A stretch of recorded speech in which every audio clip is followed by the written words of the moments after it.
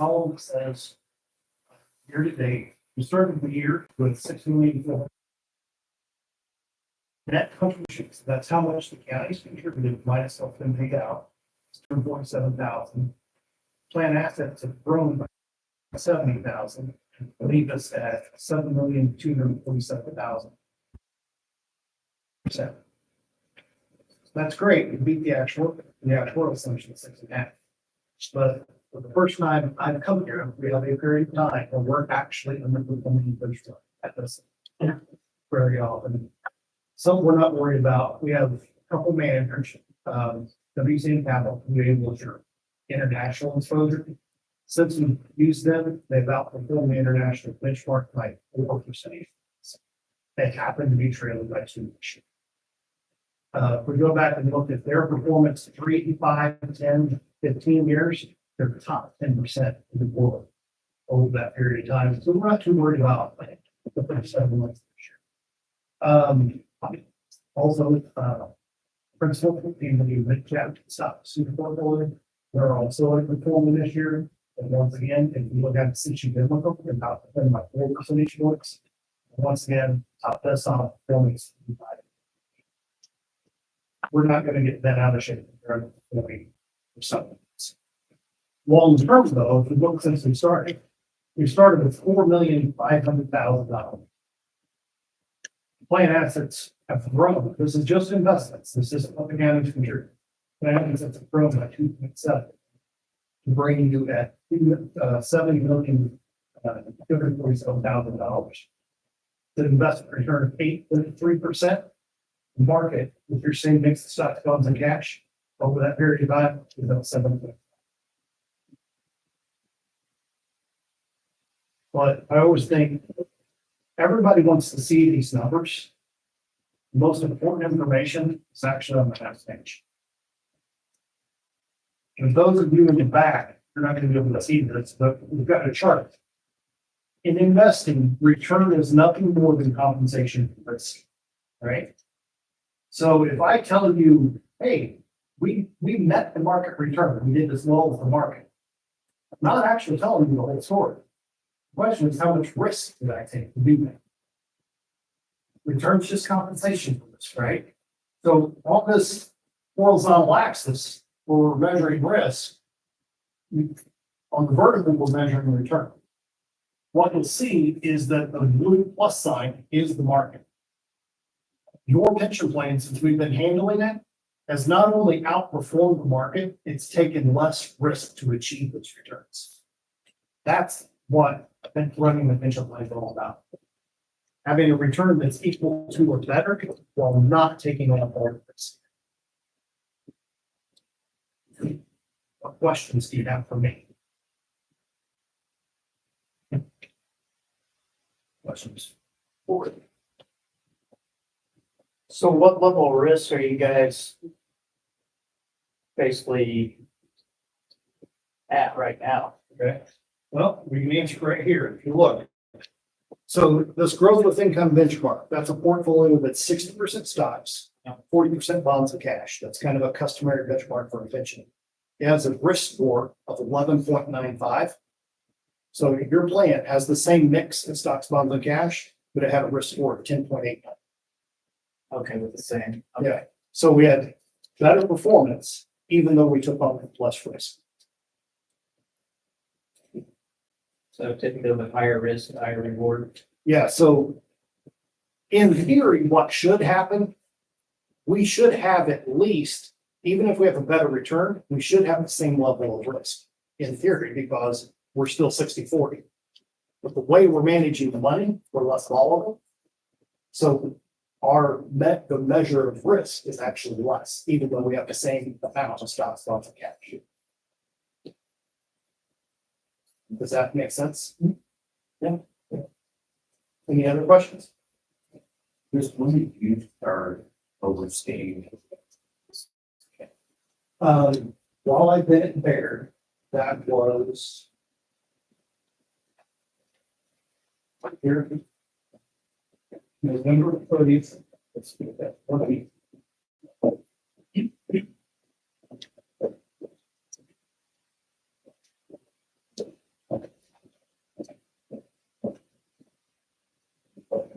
It's been fired on. So I was at Morgan Stanley from 1995 through uh, October of 2018. Morgan Stanley, for whatever reason, decided they didn't want to work with law enforcement conventions anymore. And they literally sent out a letter saying you have every 80 days. to work. So when I did that, I resigned.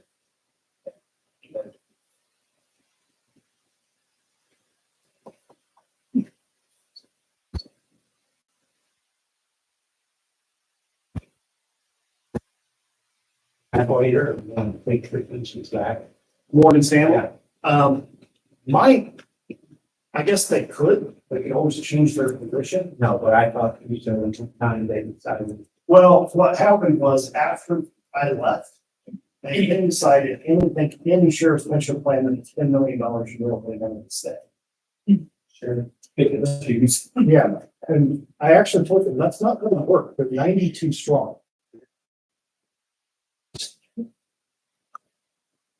If you fire somebody's little brother, the older brother's probably gonna get mad. It's just the way it works. What other questions?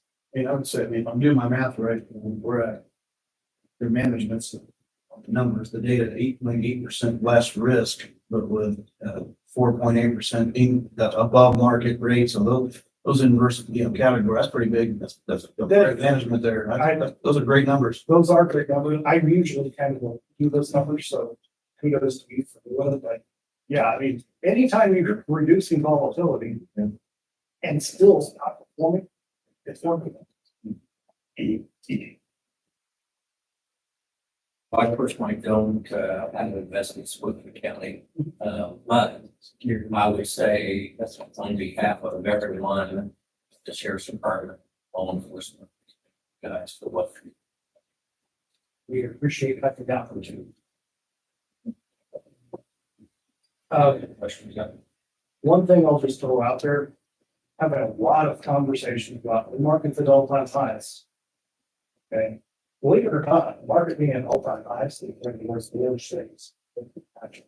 So put in a research piece we did about investing in all-time highs. It actually turns out forward returns in the second half. It actually turns out that investing at all-time highs versus all-time lows, you're actually forward returns are actually better investing at all-time highs. I know it sounds counterintuitive. Point is, don't let the market being at all-time highs scare you out of investing. The other thing that's also interesting is the Fed's going to get ready. It looks like they're going to cut rates soon. So we have market hitting all-time highs while the Fed's cutting rates. So we went and look back at every scenario in history where the market was at an all-time high and the Fed cut rates. 92% of the time, 12 months later, the market was up 80% or 8%. So not hard. 92% isn't 100, but it's close.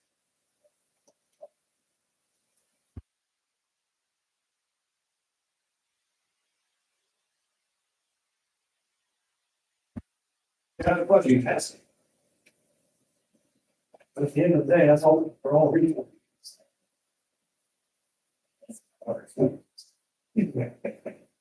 Any questions, Rolf? The expenditures on the transfer. You guys track the asset budget, Why is it? like, are people that are on the instance? Yeah, so, it's really your actuary who tracks it. We know what it is. But we are being. And that's starting to get one. Yeah, they actually. Well, they're not new. Yes, so what happened was, Creed years ago was bought out by One America. One America has now decided they don't want to be in that business anymore, and they sold it to a company called October 3. But the people who've been doing actual evaluation aren't changing. It's going to be the same people. That's good. Yeah. And by the way, I've actually talked to them. They're actually very excited because the resources that October 3 gives them to do their work are superior to what One America had, and One America just didn't invest in anything. The 457 being the change, anything like. Well, something is changing, sometime between December 31st and March 31st. From the standpoint of who's gonna actually hold the record keeping for stuff. It's just gonna go to Voya, and it's a better platform. We were actually able to negotiate the fees down from 1.3%. So that just hits the line. They'll notify everybody of the change in that account. Yeah, The same people still qualify. anyone who's employed by the sheriff.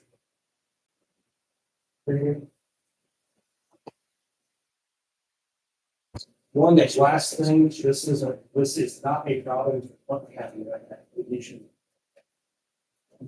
Your trustee, the person who bails out the pension checks to the pensioners. Bank.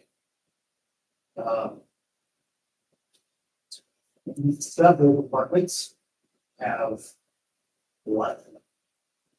And it's either lack of service or gross from it. So if that is something that my concern is that more departments are leaving them, the less interesting they're going to be in doing the job. I had an issue in J County where they continue to pay a dead participant for 18 months after they were notified the person died. And when the sheriff called and said, "Hey, what are you gonna do about this money?" He said, "It's not." That's a problem. You see a change in the American Bank. Comerica is the American trustee. They issue the pension checks to the pension. Madison County also had a problem with them. They were able to solve the problem, but when they turned all the stuff into the actuary for evaluation, it made it appear that they had lost $7.7 million. So the actuary called me and I go, "Did they really lose?" But no, other divisions. So we were able to get them the information to fix it out. There's just been, and by what that situation, the sheriff emailed and called.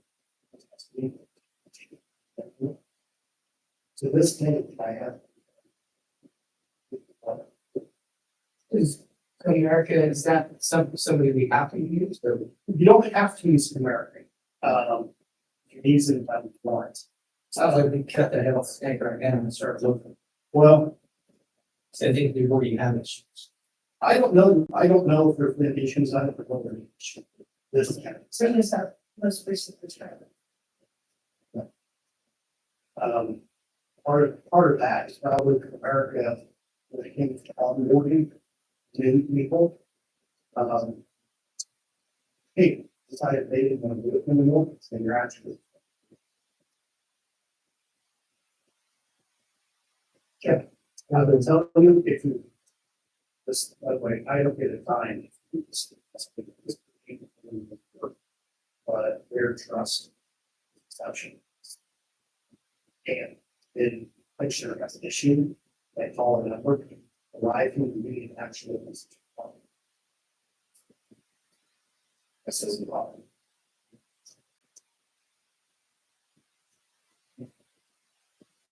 So if you have any questions, Madison County, Jay County, Harold County.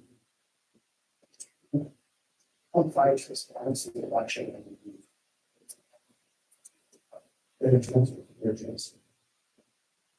What's that? Sheriff, our board of Supervisors, and, probably maybe from a better cost of the other,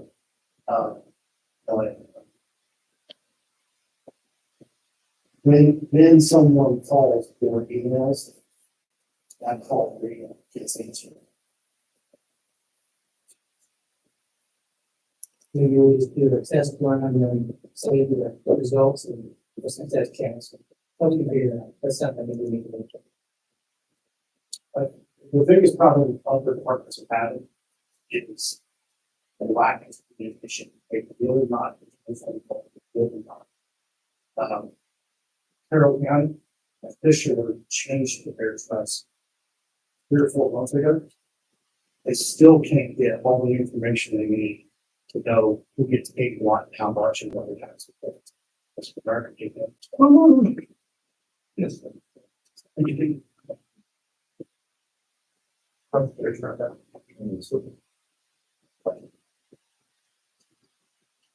Okay, right? Question. And by the way, on that, it's nothing urgent. I just wanted you to know there are other candidates that. Thank you, sir. Appreciate it. Thank you. Thank you. Thank you. And as always, you guys as Appreciate it. staff, they have my number. You guys have questions, whether it's on pension, just personal, thinking about retiring, thinking about doing whatever, I'm available to you anytime you need. Thank you. Thank Appreciate you. it. Safe going out.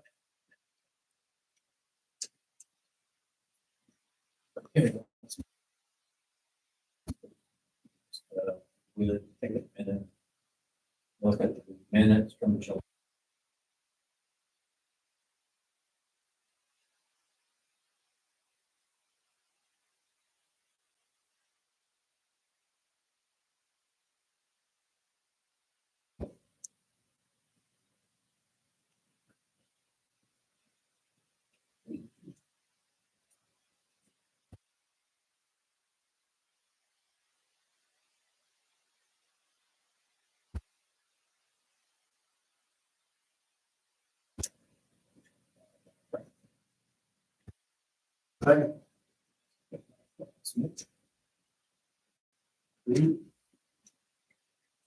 Okay. Sheriff Kelly has a discussion about changing the promotion process that you were going to have. I will, and I think this has been brought up before.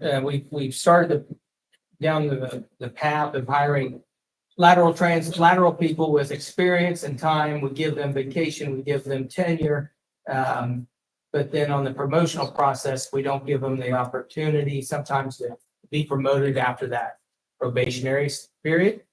And I think probably the fairest thing to do, and maybe something towards the future, would be to change the promotional process and remove some of the requirements. And we're a 14 to 18 person agency that's fighting for those positions or competing for those positions. And truthfully, it's, it really restricts some of the movement from other people when they don't have the ability to apply for promotion.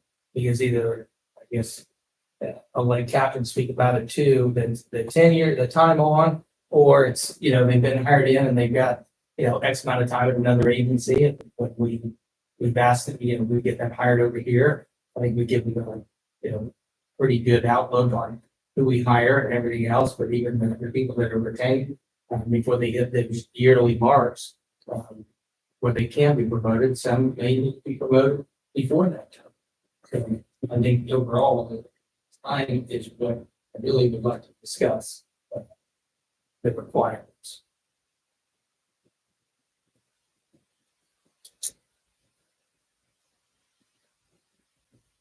Do you have questions? Concerns? The only thing that would concern me is, so you bring somebody on that's got 10 years on another developer. How long do they need to be here to get in sync with everybody else and know what's going on and know how this department works between the other? And also, what do the officers think that have been here 10 years on this department about the idea of bringing Competing somebody? against someone new. Yeah, bringing Sure. somebody. Yeah, those are all questions. Yeah. And that's why, it's been brought to me. I think it's fair to bring it to everybody and have everybody talk and have some discussions about it. It's not an expectation of mine that there's a vote and change tonight. But I think that the examples and different things need to be put together and the scenarios, just like you said. How well have they integrated into the agency? What are their roles at the agency, whatever the case is. So I think that's all something that has to be considered, and talked about. I guess, looking at it, I would, if we want to change the process, depending on how the department looks at it, if there was like a probationary period for, I mean, because most new hires, they just have some probationary period, whether they're even eligible for promotion or eligible to apply for promotion. I mean, this is, that would have to be said, like, people who move forward, but I can see like if there was some form of, but if you hire somebody in, then you have an opening for a lieutenant come along, and this guy's like, well, I've got 15 years for this department, function at least capacities. We hired him. Obviously, that fit for the department, but I think a promotion or a probationary period of some form would need to be put in place to protect the agency. This guy got to be here for X amount of years or whatnot before he's eligible for. To get acclimated, like Mike was saying. Before he's able to be able to put in for promotion. I mean, you can always put in for it. It could be denied and whatnot, but that stipulation, I think, would be a healthy check, if you will, to the process. So think about. You can always iron out the details of that, but I think my mind, because I mean, I have the same issues hiring at work. We get guys come in from other places. Skills and experience. Right, That are that are above board. phenomenal. That, and I guess it's maybe we'll introduce more of the competitiveness of it or the drive of it to a certain extent. Then, there are times where, you might have been here for 10 years, but let's take a look. Let's take a look and see what you produced or what you accomplished in 10 years. So, I mean, it's kind of one of those, and you're comparing sometimes apples to oranges. Some other agencies that are, larger, and, it may be an easier path of different sections of their agency. I don't know. But, I do think that consideration needs to be given to the folks that do have, time on or supervision time or anything else. And that it does come back to them, because that's why we hire. And I think that's the fair part of it is that, we didn't hire them because they just, sat in their car for 25 years and sat in their car for 15 or 5. They were actually out there working and showing progressiveness. And so, I mean, but I do think we need to look at the promotion process to include those folks that, at a certain point, put them earlier, forward notice and things. And I think there's always waivers. I think I know that I provided waivers on different things. And maybe the person wasn't selected, but we allowed them to go through the process. So I think that request can also be made too. What do you guys think? I'm just curious what the change would be, because like I said, there is a waiver already put, Right. so that pretty much does that. So once you are hired at the sheriff's department, you're on probation, right, as a new deputy for 1 year, is that correct? Thereafter, let's say you have completed your 1 year. And now you want to put your name in a hat for a sergeant. Can you do that? If you get accepted through a waiver through you guys. It would have to be waived. Sure. Because is there a rule in effect now? Is it a 5 year? Is that right? 3. Okay. Thank you. Yeah. Okay. Yeah. And here's the, I can't remember. the honest question is, on promotions, do you think a waiver hurts you? And the promotion process? Yeah. I don't think so. I mean, if we grant a waiver, we're obviously saying. Yeah, I mean, I would hope that if we're giving you a waiver, we have. Interested. Yeah. Well, that and the just. If we've done, I don't know how many waivers we have issued since I've been, with you guys, look about it too, maybe. Mark's one of the waivers. Pardon me? Mark was a waiver. Yeah. Yeah. I guess my whole thing is, I think that You establish a baseline for sure, even on a lateral. But I think it almost has to come down per scenario. You know, if this guy has so many accolades, then you can't probably say no. You know, maybe, but that's a discussion. And I mean, in what I was talking about with the, probationary period, it's not like the 1 year probationary period for a merit deputy. Like Mark's been here, how many years has he been here now, Mark? Okay, 2 years. He's been here for 2 years.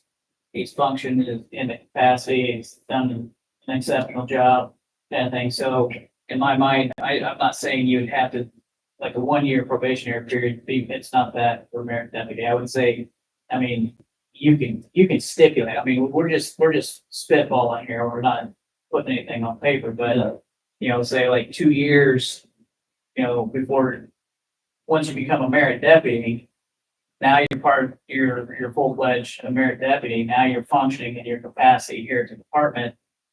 You've been here 2 years. He's not, you know, screwed up, no disciplinary action, now he's eligible to put in, you know, but that's something we have to hash out. If 2 years is what we're looking at, 3 years, you know, I don't know, you know, but, you know, you don't want to, in my mind, you hire somebody to bring them in here as a, you know, deputy or road deputy or whatnot. You want to make sure we want to make sure they're, before we put them out there and charge everybody, you know, I get it. Yeah. kind of thing. All right. But I mean, yeah, I mean, it's a conversation that can be had and, you know, that sort of thing. It's just, I don't think like Sheriff Allen can expect anything. No, not at all. And that's like for, and I know, you know, for the merit deputies, you know, you need, you know, chime in, send some emails, talk with the board, send it back and forth, talk with each other supervisors. yeah, But at the end of the day, that's do is implement something and it just creates order. Or, you know, like you're in line for a lieutenant spot. You've been here all these years and I bring a guy in who we feel good about. You know? I mean, so we need that feedback. No, but that, I just want to chime in, but that happens in every industry. I mean, you want to attract high level people. You want to honor, you know, you need a, you know, developmental program within your own department to help them deal with, you know, promotions and things like that. And every institution should have that, needs to do that. But if you want to attract high level talent, I think when you have caps on, you know, 5 years for it, I mean, you know, some people may say, you know, hey, I'm really driven, successful career. And maybe they've had some of those roles or parallel roles in the past. They won't apply for the job knowing that they're, you know, they wouldn't be eligible for that. I think you potentially lose folks as well. And again, I think you'd want your pool, whether it be through lateral or, you know, like organically grown through the department from day one, you know, as strong as it can be for those I mean, positions. I think it increases the competitiveness of it. Yeah. That opens it up. That's the real question. Is that, you know, you don't want to hamper progress by tradition. Right. Traditions have to change. You know, standards have to change. You know, all of the above. you're not always gonna find the talent you need at home. And that's the reason why companies, we have headhunters out looking for, you know, instant every job. You just have to screen very well to the factors. I mean, when you guys do the background, guys, that they gotta find tooth comb, look with these guys to get hired. I think we all agree that anytime we do a promotion, anytime we will try to work with you. Thank you. Yep, thank you for the time. Good. So, just to fill you in real quickly, always 1 week prior to a merit board meeting, I reach out to Captain, Sheriff Kelly, sergeants, lieutenant, just asking for some input. What would you like to add to the agenda, if anything? So, they did come back to me with some highlights, some training things that we've done over the last, I would say, month or month and a half. So I would like to share those with you. Just some things that were submitted to me. So one of the things, the drone team successfully located a male fleeing from FPD in a cornfield, and they assisted with an injured person, a vehicle crash in the last couple of weeks. Nick Light, Dan Rowbush, and Tom Carlo were essentially finding a missing boy to New County. The other morning, Carroll County drones located him. It was our guys that we needed this week. Deputy Hillman. I think that we attended a breathalyzer school that Yes. started after he went to some sniper training. Deputy Thompson and Herring worked a reckless driver call where the driver had threatened injured father the day in the city of Frankfurt, his grandson. Found a stolen firearm. The suspect was known seriously violent. So just a few things that I know our men and women do on a daily basis. We, the board, we're not doing that. So we applaud you guys and gals for doing that, and we thank you. So I will continue to do this on a monthly basis. Now, some highlights from the sheriff's department. I want to share that. So residents of Clinton County need to know that our men and women are working hard.